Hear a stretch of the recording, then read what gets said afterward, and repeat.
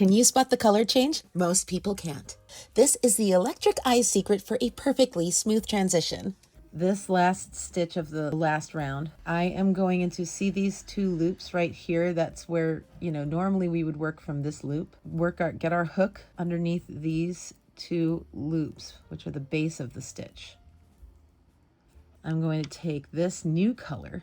I'm going to feed it through these two loops that we've just done. I'm sort of holding on to the tail with my finger here, giving myself enough tail so that it doesn't slip out. So now I've got a new loop on my hook. That's going to be our new color. And I'm going to take this stitch marker out. I'm going to keep it on standby because you know that I like to use it to mark the first stitch, but we're going to do something a little bit different here. To start this next round, I'm actually going to put my hook through the back loop only. We're using it to start our color change. So my first stitch of the next round is going to be back loop only. When we come back around, when we finish this round and we're going to the next round, we're actually going to work this front loop of that same stitch. So what I'm going to do for this round is mark this front loop. So now I know where my hook is going to go into at the beginning of the next round.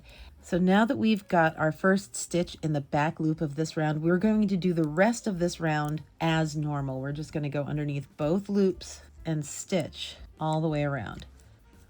All right, so we're at the last stitch of our first round of red, and now I'm about to start my second round of red. And to make the smooth transition, we're going to do two things. First, we're going to finish the gray by pulling this loop. That was our last working loop of gray.